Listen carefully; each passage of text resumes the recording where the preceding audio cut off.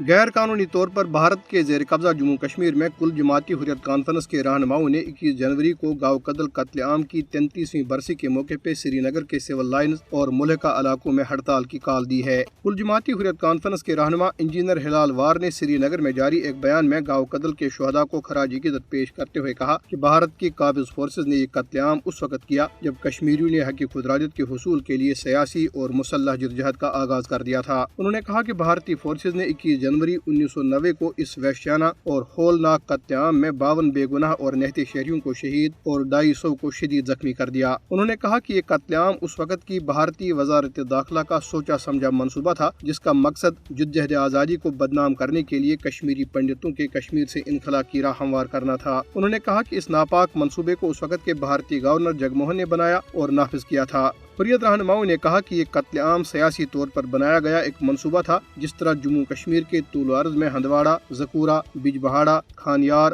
حضرت بل اور سوپور جیسے قتل عام کے منصوبے بنائے گئے۔ ضلع راجوری میں لوگوں نے مودی حکومت کی عوام دشمن پالیسیوں کے خلاف احتجاجی مظاہرہ کیا۔ راجوری کے علاقوں منکوٹے، سدیال، ٹنڈکسی اور نینگا ناڈ کے لوگوں نے مودی حکومت کے خلاف ایک احتجاجی مظاہرہ کیا اور نئے اراضی قوانین کے ساتھ ساتھ منریگا مزدوروں کی روزانہ حاضری کے نظام کو فوری طور پر واپس لینے کا مطالبہ کیا۔ اس موقع پہ مظاہرین نے قابض انتظامیہ کے خلاف نعرے لگائے۔ ان کا کہنا تھا کہ نئے اراضی قوانین سے جموں کشمیر کے لاکھوں خاندان بے گھر ہو جائیں گے۔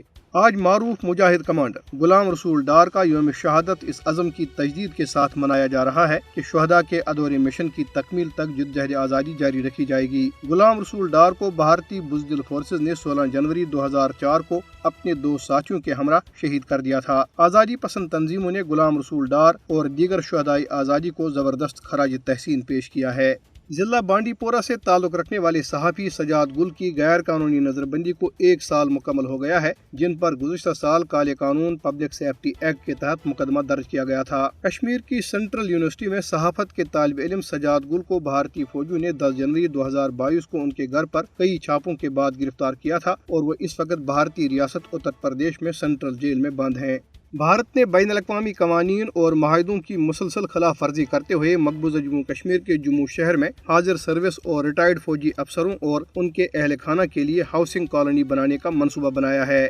بھارتی فوج نے ضلع راجوری میں ولیج ڈیفنس گارڈز کے نام سے اپنی مسلح دہشت گرد گروپ کے لیے ایک خصوصی تربیتی کیمپ شروع کر دیا ہے۔ بھارتی فوج اور paramilitary central reserve police force نے ضلع کے علاقے نوشہرہ میں کنٹرول لائن کے قریب لام گراؤنڈ میں کیمپ لگایا۔ لام، لاڑوکا، موہڑا، کمپالا، پکھرنی، باٹا، رائے پور اور قلعہ درحال کے ولیج ڈیفنس گارڈز بھارتی فورسز سے تربیت حاصل کر رہے ہیں۔